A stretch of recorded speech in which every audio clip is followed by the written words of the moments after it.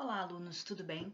Hoje nós vamos fazer uma expedição geográfica por vários lugares do mundo e, durante essa expedição, nós vamos poder relembrar e rediscutir e ressignificar alguns conteúdos, alguns conceitos que nós já trabalhamos durante essas aulas remotas. Vamos revisar o conceito de paisagem, de relevo, vamos ver como a ação dos agentes internos e externos criam e modelam diferentes formas de relevo. Para começar essa nossa grande expedição, nós vamos ver aonde nós estamos e para onde nós vamos. Nós estamos no Brasil. Então, essa é a imagem do Brasil no globo. O nosso estado é Santa Catarina, então vamos nos localizar dentro do nosso país, que é o estado de Santa Catarina. O nosso município é Florianópolis. Vamos observar a nossa ilha, cada vez se aproximando mais, através dessa imagem de satélite. E agora nós vamos lá para o nosso bairro, que é de onde nós vamos partir para essa nossa expedição, que é Santo Antônio de Lisboa, onde está a nossa escola. Vamos nos aproximar cada vez mais do nosso bairro e vamos ter uma visão de Santo Antônio de Lisboa. Aqui, ó, a vista que a gente tem da nossa sala de aula, dos barquinhos, da praia, a nossa escola que tá aqui, ó. Então, é daqui que nós vamos partir para essa grande viagem.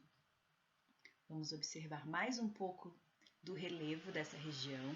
Então aqui, ó, nesse plano, a gente consegue observar Santo Antônio de Lisboa e observar já o norte da ilha. Então aqui nós podemos observar que a gente está na planície, mas mesmo na planície a gente consegue verificar algumas elevações. Aqui atrás o Ratones, aqui o morro em direção a Sambaqui.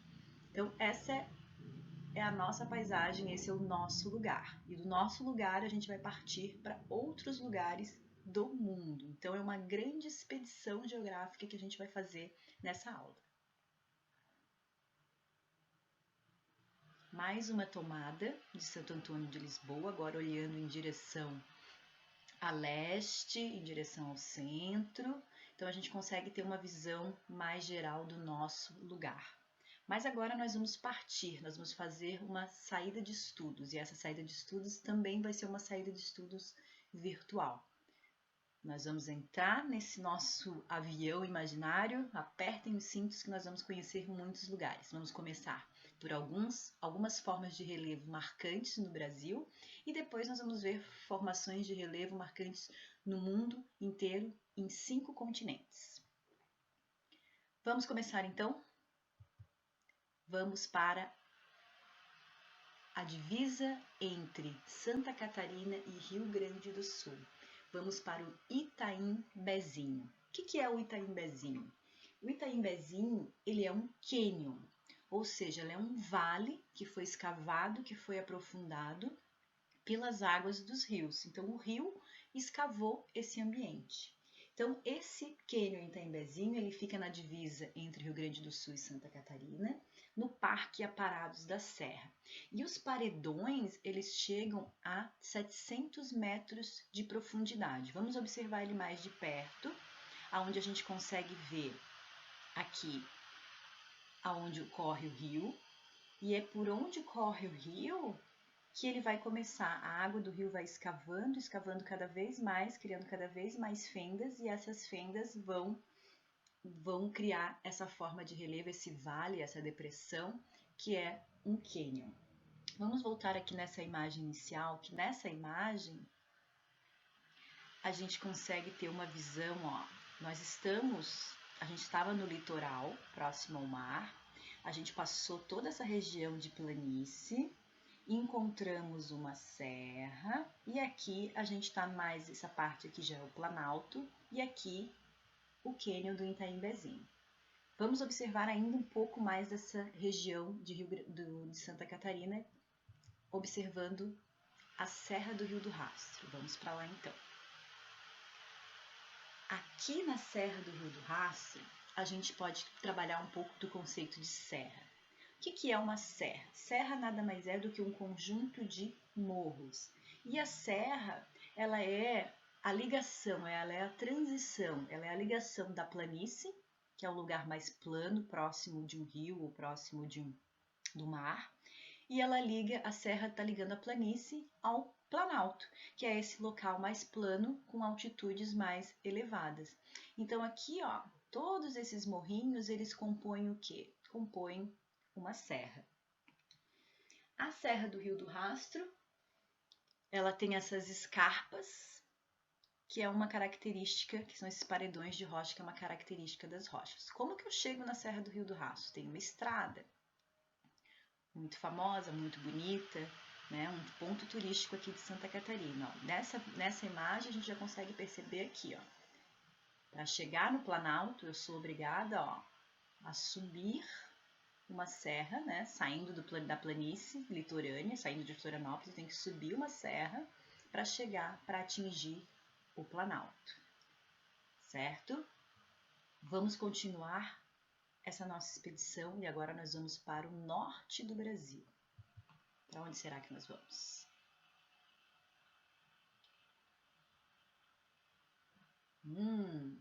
Chegamos no norte do Brasil, chegamos em Manaus. O que nós estamos observando nessa paisagem? A forma de relevo aqui também é uma planície continental, ela é uma planície no interior do Brasil e ela é uma planície formada pelos rios, é uma planície fluvial. Então aqui, ó, a gente consegue observar a cidade de Manaus e nessa imagem nós temos uma importante junção. Nós sabemos que o rio Amazonas, ele é o maior rio do mundo. Ele nasce lá na Cordilheira dos Andes e ao longo do percurso do rio Amazonas ele recebe vários nomes. Quando ele entra no Brasil, eu tenho dois rios. Ele entra com o nome de Solimões, né?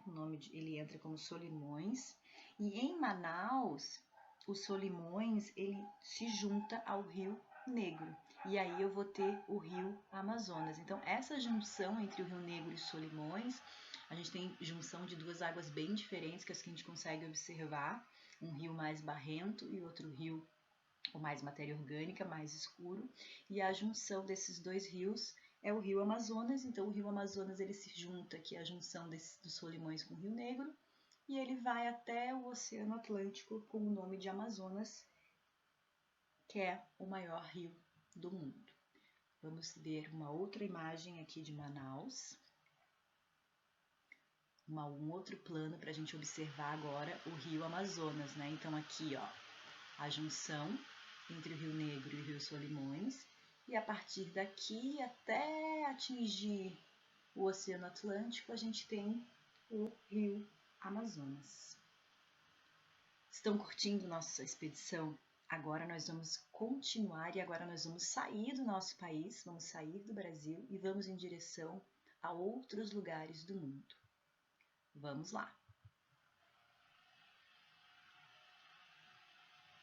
Agora a gente tem uma visão da América do Sul, do nosso continente.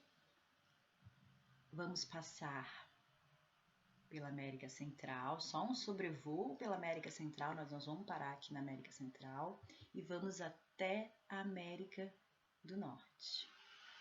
A América do Norte que é formada por 3 países, Canadá, Estados Unidos e México. Bom, aonde nós vamos? Que lugar nós vamos conhecer aqui na América do Norte? Vamos lá.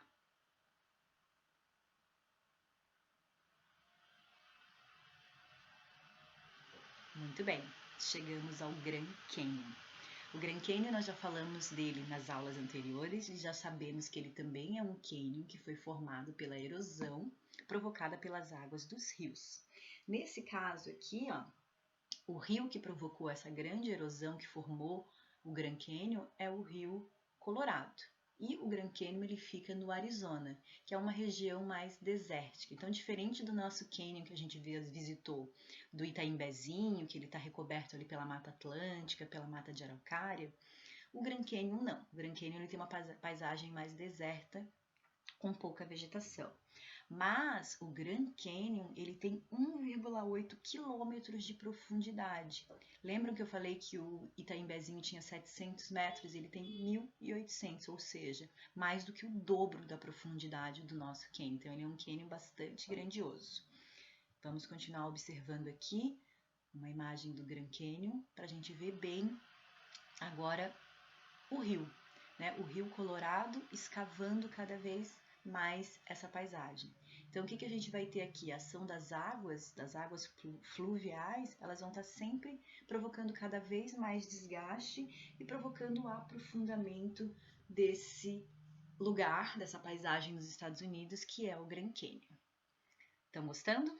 Vamos continuar o nosso passeio. A nossa expedição é longa, nós vamos sair agora da América e vamos explorar novos continentes. Nós vamos para a Europa, vamos para a Ásia, vamos para a África e também vamos para a Oceania. E só depois dessa grande viagem nós voltaremos para a nossa escola. Então, partiu Europa.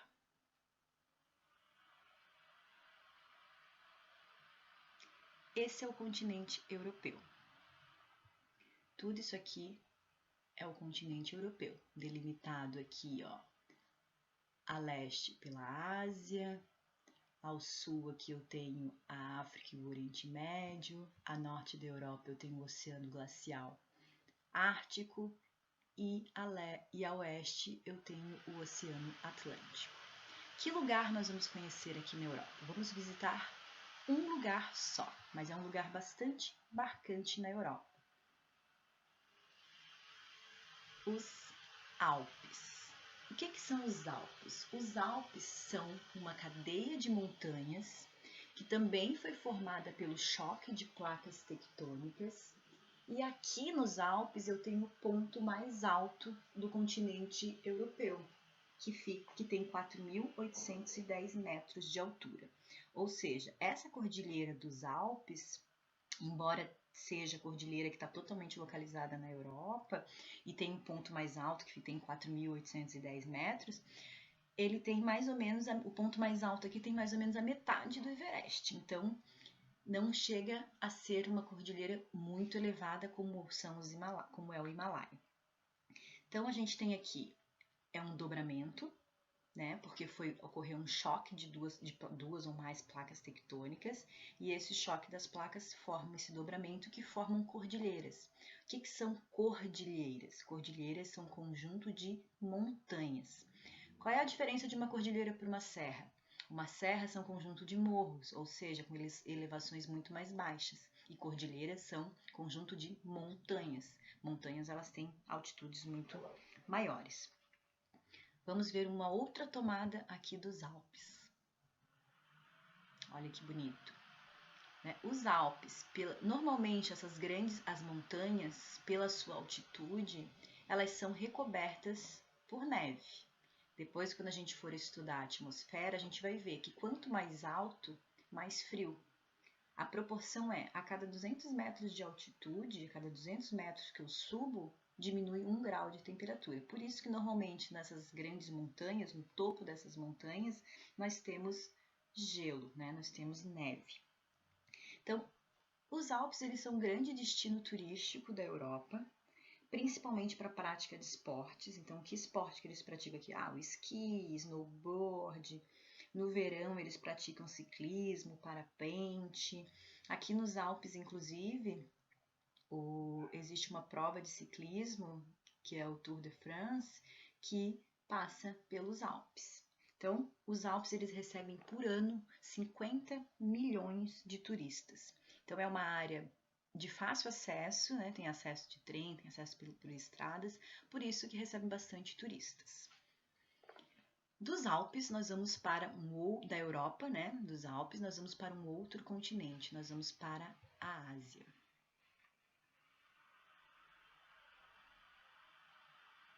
Continente asiático, que é o maior continente do globo, e nesse continente nós vamos visitar alguns lugares muito interessantes, a começar pelo Himalaia. Para a gente entender como surgiu o Himalaia, a gente precisa observar um pouco essa imagem. Nessa imagem aqui, ó, nós temos a Índia, a Índia. E aqui, ó, essa borda aqui que vocês estão vendo mais escura é a Cordilheira do Himalaia. Como que surgiu a Cordilheira do Himalaia?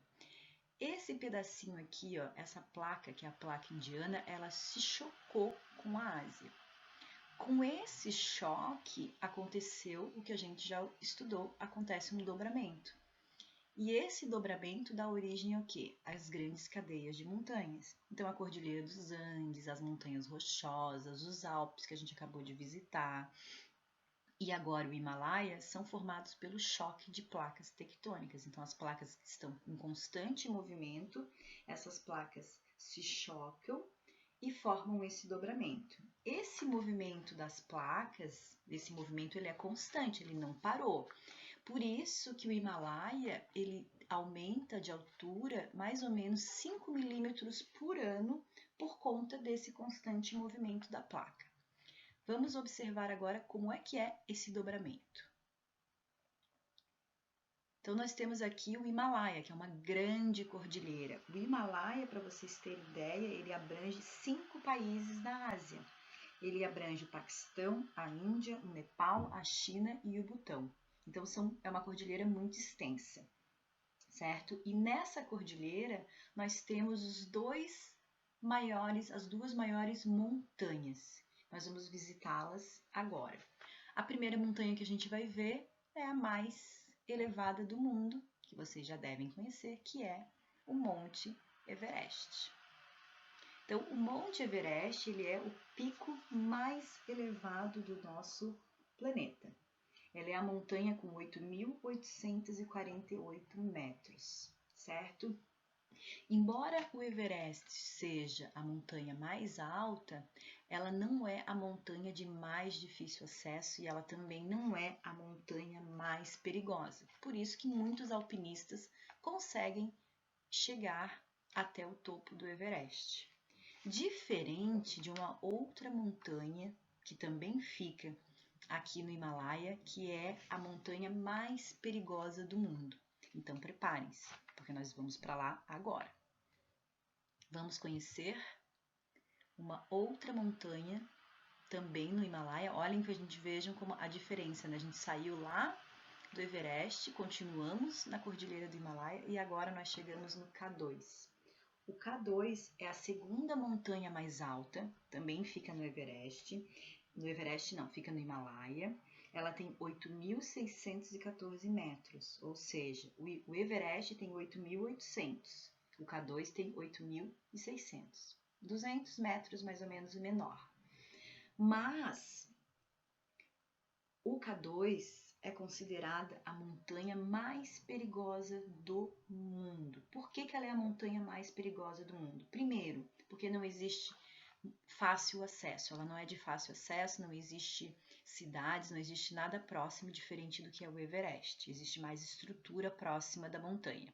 O K2 não, ele fica totalmente isolado, então é muito difícil ir, atingir o topo devido às condições climáticas e depois tem todo um percurso de volta. Então, pesquisando, estudando, lendo sobre expedições feitas por K2, eu vi que a maior parte dos alpinistas que morrem, eles não morrem na subida, eles morrem na volta, né? Eles são vencidos muito pelo cansaço e às vezes pelo clima muito rigoroso. Então, o que a gente tem aqui? Ó, um paredão muito inclinado, então a subida é muito difícil. E além disso, por ter essa inclinação, o que acontece aqui? Muitas avalanches, né? Muita neve que escorre aqui desses paredões e somem com os acampamentos, somem com as pessoas. Então, aqui no K2, o que acontece? Para cada 4 alpinistas que chegam no topo, um morre. Então, ela é uma das montanhas, é a montanha mais fatal. E devido a isso, né, poucos alpinistas já atingiram o topo e brasileiros também muito poucos. Só 4 brasileiros, segundo a pesquisa que eu fiz mais recente, atingiram o topo. E entre esses 4, uma mulher conseguiu também chegar ao topo do K2. Vamos ver uma outra imagem aqui do K2. Vamos observar aqui o entorno, né? Vocês conseguem perceber que eu não tenho nada em volta, então ele está ali totalmente isolado, no meio de várias outras montanhas, então tudo aqui em volta são montanhas, então para chegar até o K2 é muito difícil. Então, para atingir esse ponto alto do K2 é bastante complicado, como a gente pôde ver. Vamos visitar o último lugar na Ásia, mas não menos importante. Vamos para o Japão.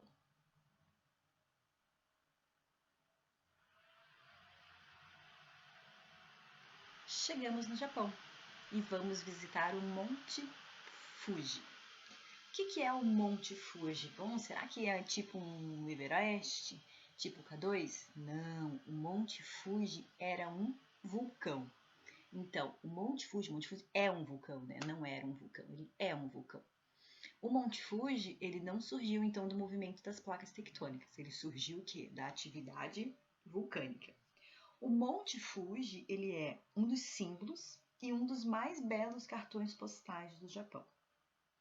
Mas o Monte Fuji, como eu falei, ele não é só uma simples montanha, ele é um vulcão, só que esse vulcão ele está adormecido há mais ou menos uns 300 anos.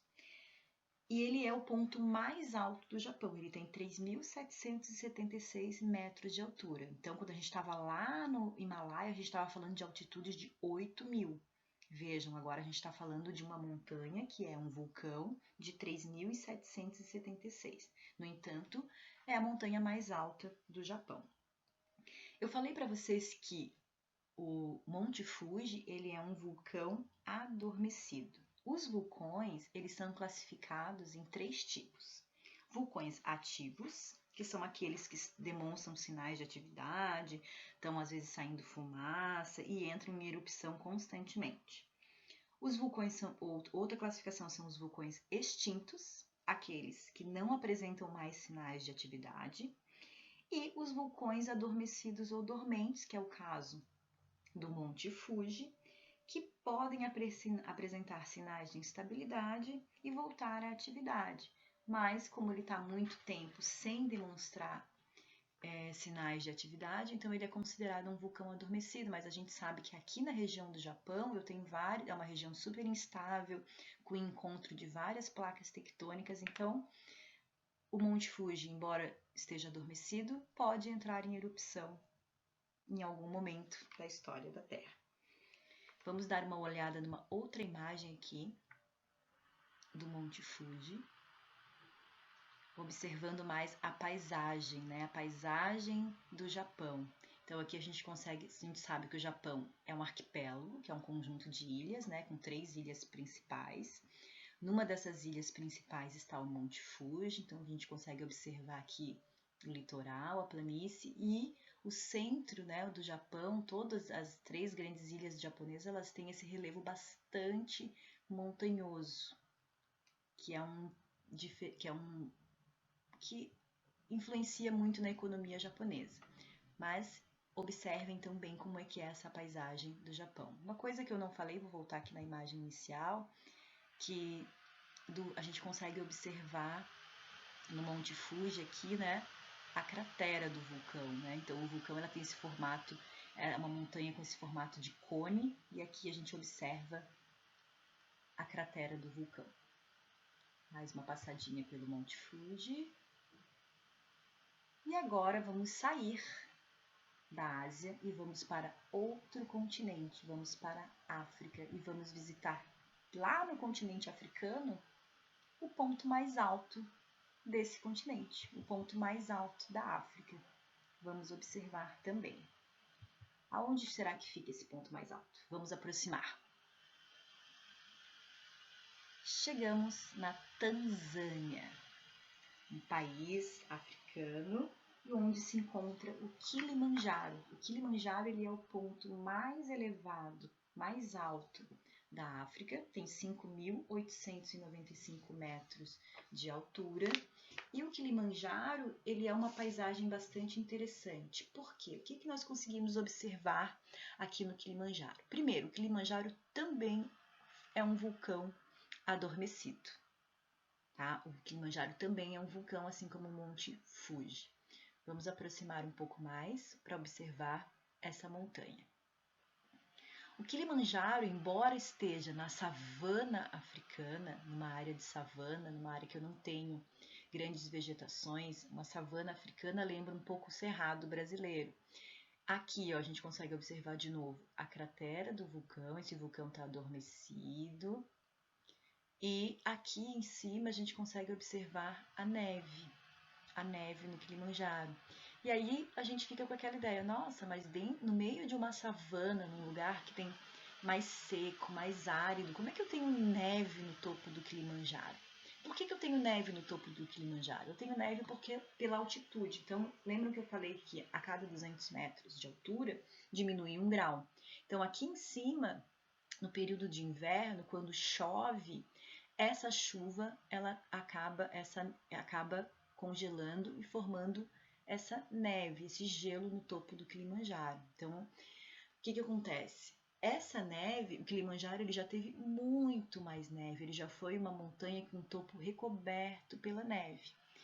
O que vem acontecendo nos últimos anos?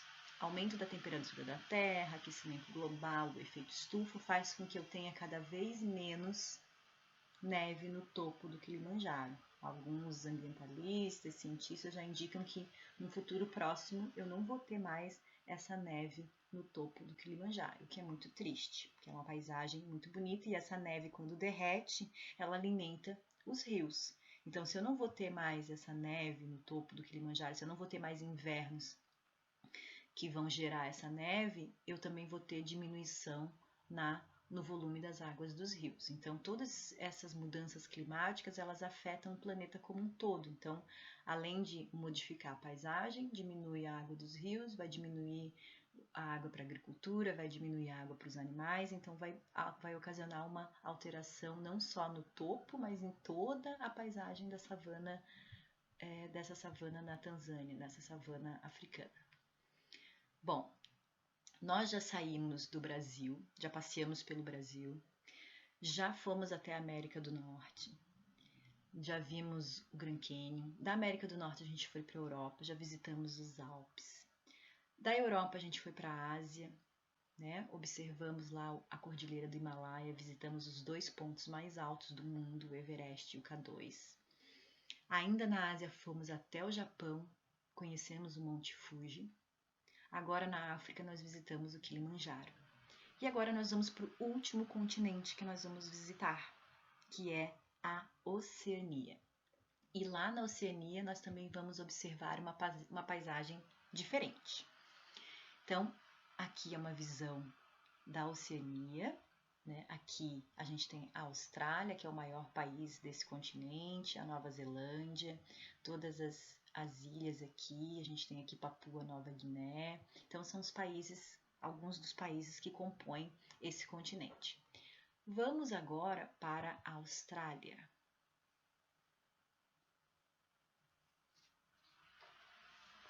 E aqui na Austrália nós vamos conhecer o Monte Uluru, que ele fica no deserto australiano, e o Monte Uluru é o que a gente chama de monolito. O que é um monolito? Ele é uma estrutura formada por um único maciço de rocha. Então existem vários monolitos pelo mundo. Na Austrália, esse não é o maior monolito, mas ele é o mais conhecido, ele é o mais visitado e ele é o que ele é mais bonito na paisagem, por isso que nós vamos observar, ele é o mais interessante. Esse monolito Uluru, ele tem 300 metros de altura e 9,4 quilômetros de circunferência. Então, o que eu tenho aqui? Ó? Um único bloco maciço de rochas com 300 metros de altura.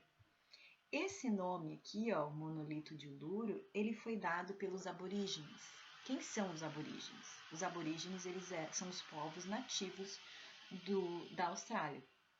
Durante muito tempo, esse monolito ele era chamado por um outro nome. Ele era chamado de Ayers Rock.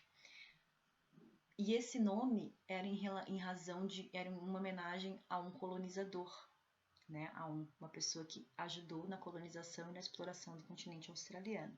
E mais recentemente, a gente tem chamado de monolito de Uluru, por quê? Porque esse é o nome dado pelos habitantes nativos da Austrália. Então, é um nome que remonta mais à independência, que valoriza mais o povo nativo. E ele também é, esse Monte Uluru, um lugar sagrado para os aborígenes. Certo? A nossa viagem foi longa, passamos por vários continentes, visitamos vários lugares e nessa videoaula a gente conseguiu observar melhor, através de imagens de satélite, como são as paisagens que a gente estudou. Então a gente falou muito de placas tectônicas, de erosão e agora com essa viagem a gente conseguiu perceber melhor essas paisagens. Aqui, por exemplo, por que eu tenho essa formação aqui, ó? Um único monolito, uma única rocha? Porque provavelmente essa rocha aqui, ó, ela é mais resistente. O que aconteceu com todo o entorno? Aconteceu o intemperismo e a erosão. Então, todo isso aqui foi aplanado, mas essa rocha, como ela é mais resistente, ela demorou mais para sofrer o intemperismo e a erosão. Por isso que ela ficou aqui, ó, como um testemunho, sozinha na paisagem. Terminamos a nossa grande expedição e agora vamos voltar para a nossa escola. Vamos sair da Oceania e vamos voltar para Paulo Fontes. Espero que vocês tenham gostado da nossa expedição, que vocês tenham entendido e que vocês fiquem felizes com essa nossa atividade. Fiquem bem e fiquem em casa.